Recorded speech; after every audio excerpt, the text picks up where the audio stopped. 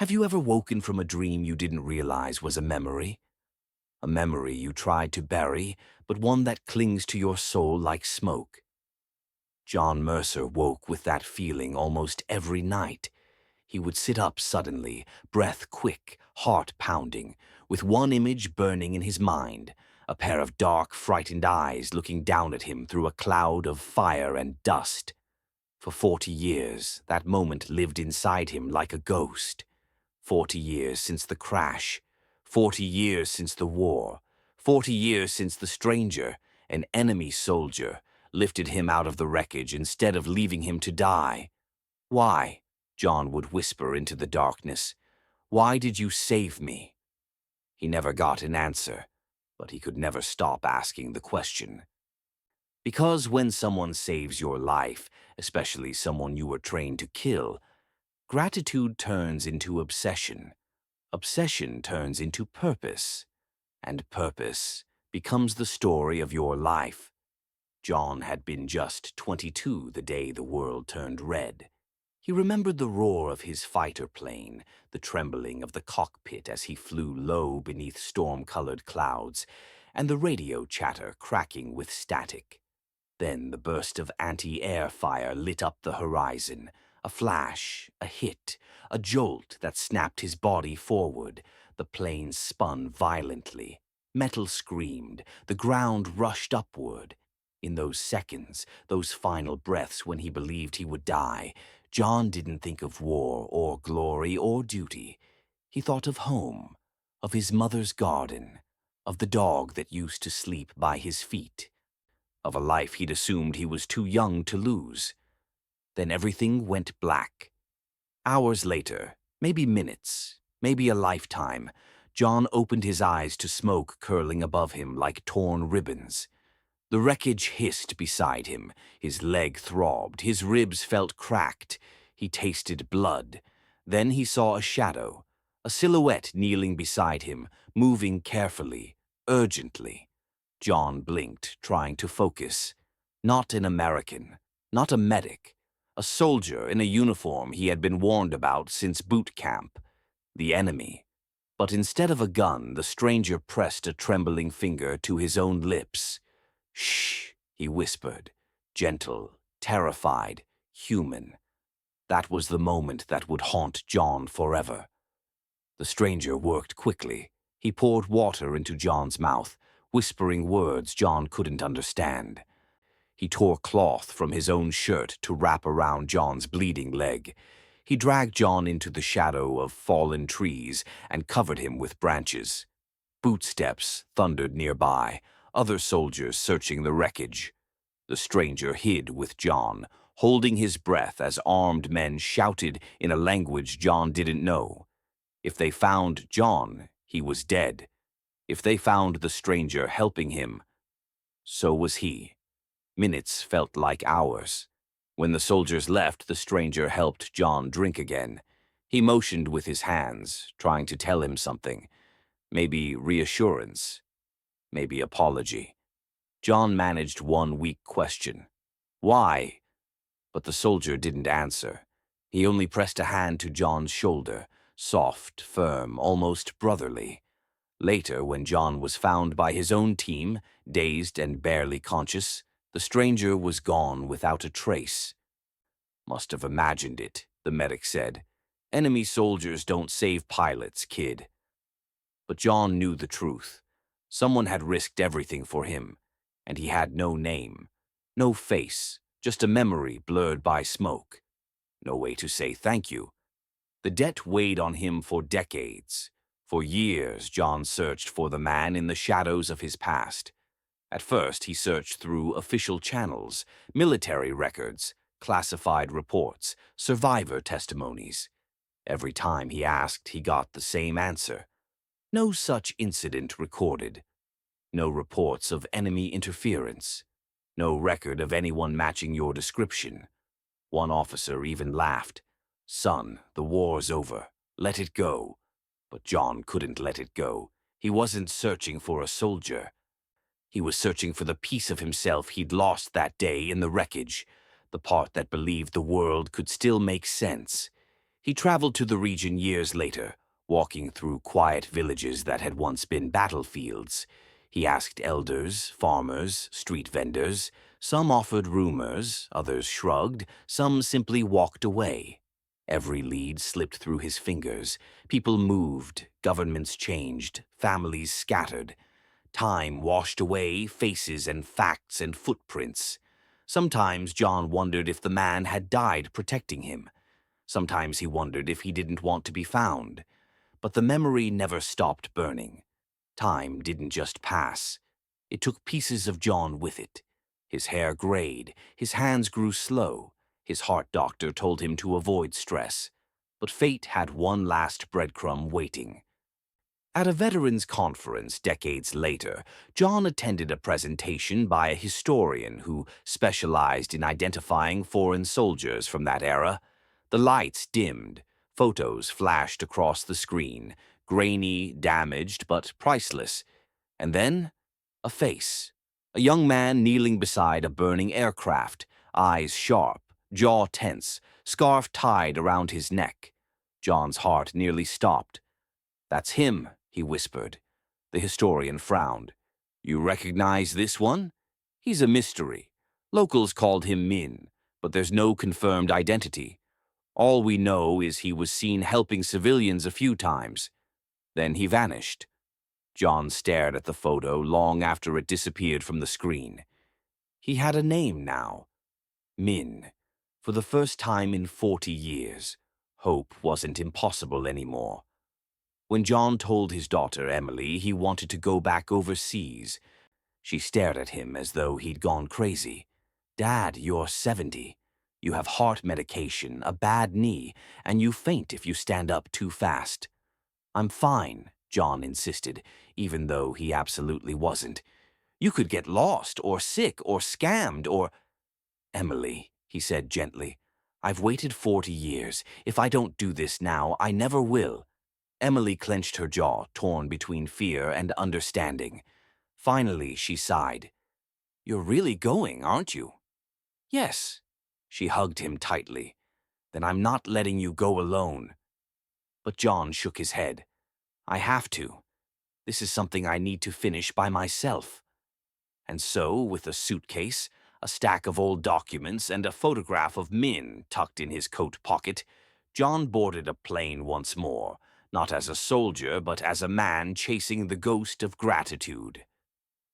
John arrived in a small mountain region, known for morning fog so thick it felt like walking through clouds. Locals called it the Village of Mists. He hired a guide who translated, asked questions, and pointed out old families who might remember names from the war.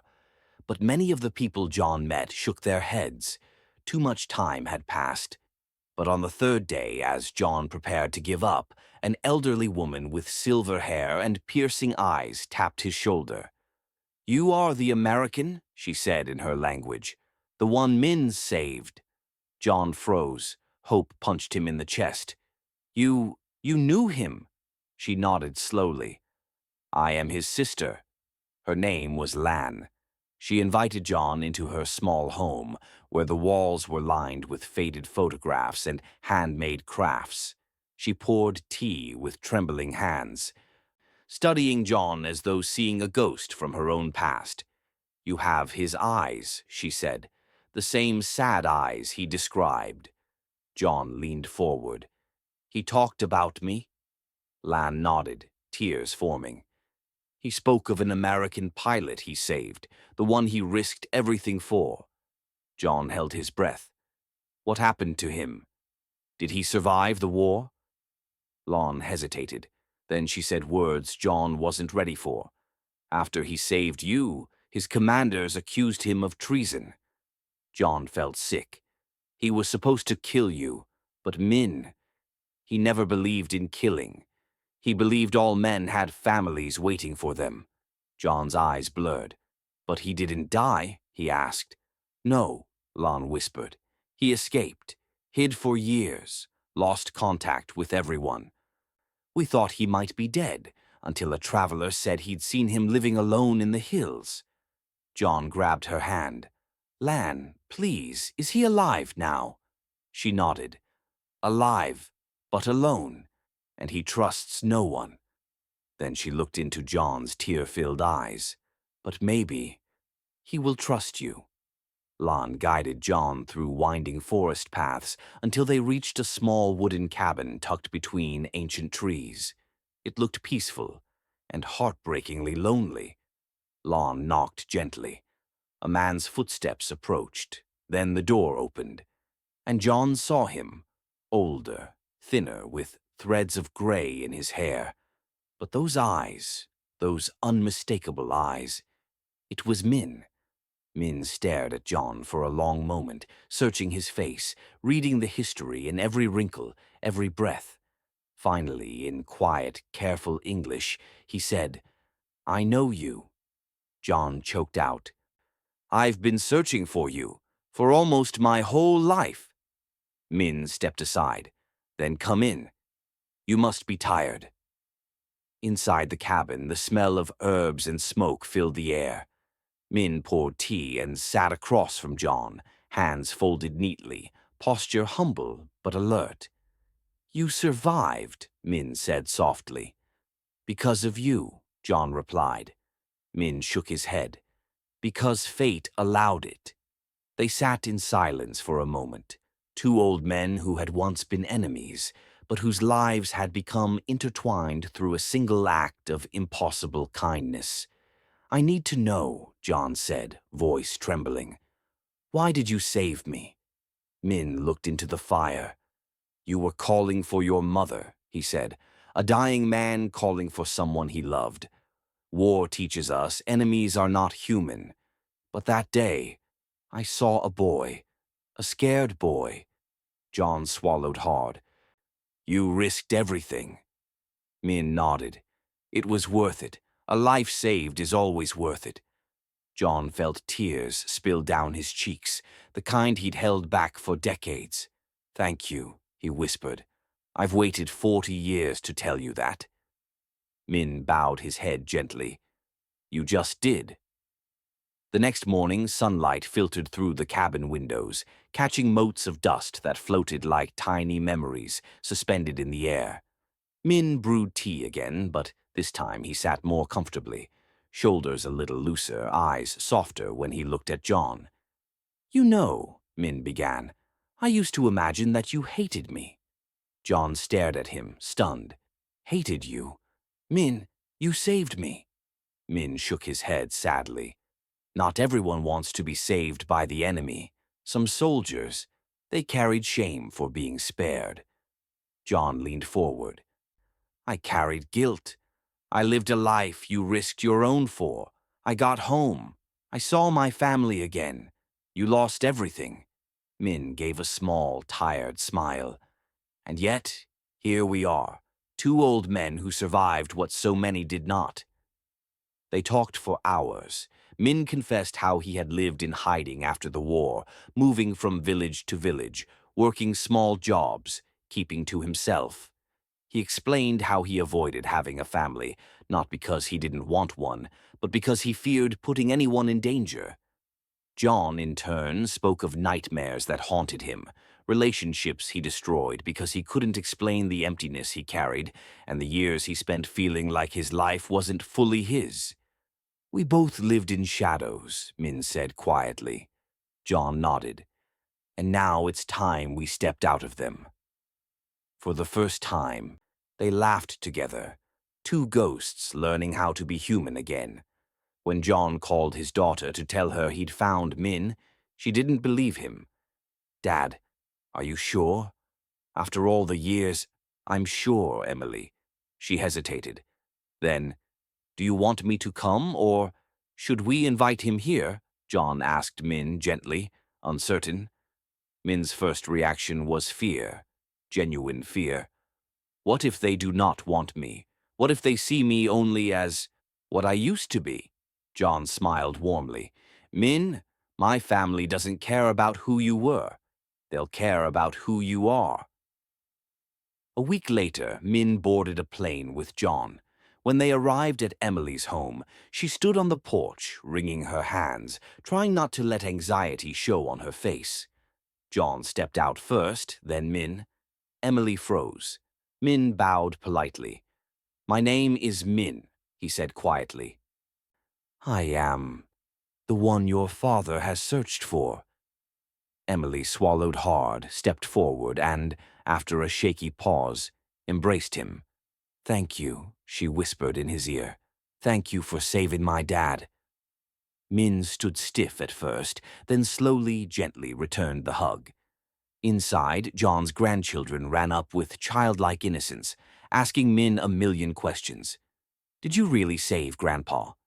Do you know karate? Can you tell us a story from the war?"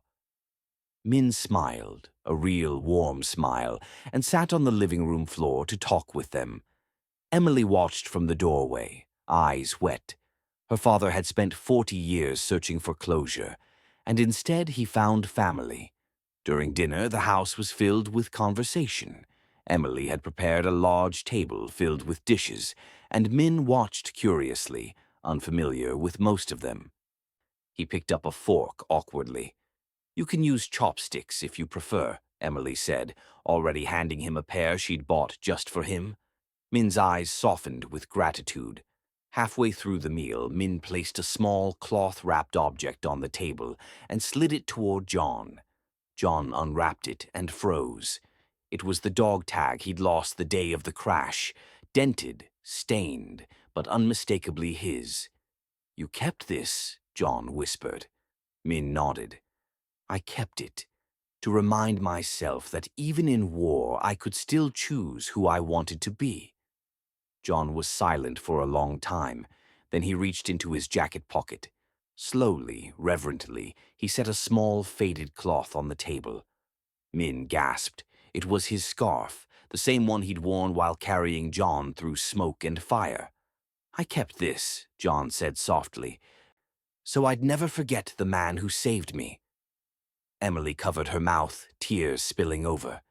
Two men who had once stood on opposite sides of a battlefield now sat at the same table, exchanging relics of humanity. Not enemies, not strangers, brothers. The next few weeks changed all of them. Min helped John fix things around the house, loose cabinets, broken fence posts, stubborn weeds in the garden. He had a patient, quiet way of working that even the neighbors admired. John helped Min learn how to navigate American life, grocery stores, ATMs, coffee shops where Min always asked why the drinks were so large. Children in the neighborhood began greeting Min every morning. Emily invited him to every family dinner. The grandchildren insisted he attend their soccer games. "Min, Min, watch me kick." Min cheered louder than anyone. He became part of the rhythm of their home, their daily life, their sense of normal. And each night, after the kids went to bed and the house grew quiet, John and Min would sit on the porch, watching the sky. "We lost decades," John once said quietly, "but maybe there's still time for something good."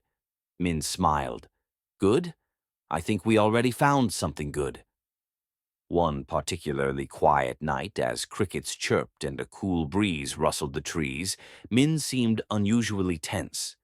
John noticed immediately. "What's wrong?" Min hesitated, his hands clasping and unclasping. "There is something I never told anyone," he said. "Not even my sister." John waited. "The day I found you, I did not stumble upon you by accident." John frowned. "What do you mean?" Min took a deep breath. "I was ordered to check the wreckage. My commanders told me there might be survivors. They said, if there were, I was to kill them." John froze. The air thickened around them. "I went to that site," Min continued, voice trembling. "I expected to find a soldier, but I found a boy, barely older than me, crying for his mother. His eyes glistened with old pain. I could not do it. I could not kill innocence, so I chose disobedience." John felt his chest tighten, not with fear, but with overwhelming understanding. "You didn't just save me," John whispered. You risked your life by refusing to take mine. Min looked away, ashamed.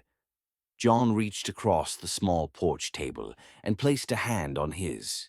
You were brave that day, Min, John said softly. Braver than I ever was. Min bowed his head as tears fell onto the table. And for the first time, the burden he had carried alone for 40 years finally eased. Life, however, has a way of testing even the strongest bonds. One morning, while Min was trimming the hedges in the yard, he suddenly collapsed. John rushed over, panic surging through every nerve. He shouted for Emily, and together they called an ambulance. At the hospital, doctors revealed Min had a long-ignored heart condition. Years of living without proper medical care had taken its toll. Min tried to wave it off, whispering, I am fine. Do not worry. But John wasn't having it. He stayed beside Min through every examination, every treatment, holding his hand like a brother refusing to let go. Emily took notes, arranged appointments, and argued with insurance representatives until her voice cracked. The grandchildren made get-well cards filled with hearts and tiny drawings of fighter planes. When Min woke from surgery and saw the cards scattered around his bed, he wept openly. I have never been cared for like this, he whispered. John squeezed his shoulder. You saved my life once, he said. Now, let us save yours. Recovery was slow, days filled with physical therapy, medications, and cautious walking. John visited every day, sometimes with stories, sometimes with books, sometimes simply with quiet companionship. One evening, as Min rested in his hospital bed, John sat beside him and said, There's something I've never told you. Min looked up. When you saved me 40 years ago, I promised myself that if I ever found you, if you were ever in danger or needed help, I would repay that kindness. Min shook his head. You owe me nothing. John smiled gently. That's just it, Min. I'm not doing this because I owe you. I'm doing it because you're family. Min's eyes filled again, tears he no longer tried to hide. Then I am lucky, he whispered. Very lucky. Word of John and Min's story began spreading through the community. Neighbors talked.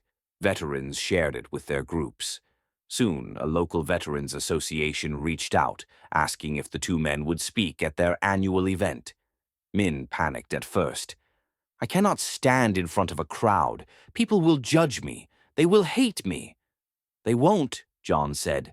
Not when they hear the truth. The day of the event, the hall was packed. Veterans, families, students, people of all ages filled the room. John spoke first, recounting the day he was shot down, the mysterious soldier who saved him, and the 40-year search that followed. Then Min stepped up to the podium, hands shaking, voice trembling. I did not save an enemy that day, he said softly. I saved a life. I saved a son, a brother, a human. Silence filled the room. Then applause erupted, long, loud, emotional. Some people cried, some hugged Min afterward. Others simply said, thank you.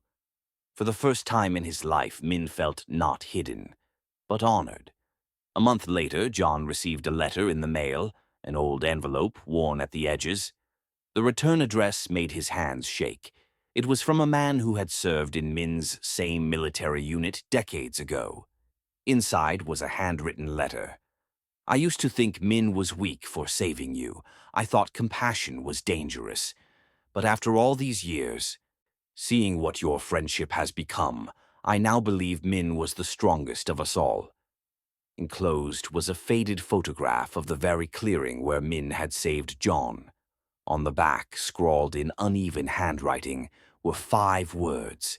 Kindness outlives war every time. John showed the letter to Min.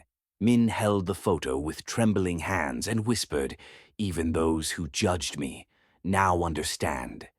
And for the first time in 40 years, his past no longer felt like a curse. Years passed gently, like pages turning in a book. One summer evening, John and Min sat on the porch together, rocking slowly in their chairs. Inside, Emily prepared dinner while the grandchildren played, their laughter drifting into the warm air. John looked at Min and smiled. "Funny, isn't it?" he said. "We spent our youth fighting for countries and ended up fighting for each other." Min chuckled, the sound warm and soft. "War made us enemies," he said. "Life made us brothers." John let those words settle. He leaned back, exhaling deeply, the kind of breath a man takes when he knows he has finally found peace. "Min," he said quietly, "have you ever owed your life to someone you were taught to fear?" Min nodded with a gentle smile. "Yes," he said, "and finding him was the greatest gift of my life." As the sun dipped below the horizon, painting the sky in colors of hope and forgiveness, the two men, once enemies, now family, sat side by side, proof that even the darkest chapters of history can give birth to stories of light, and that sometimes the people we're told to fear are the ones who save us.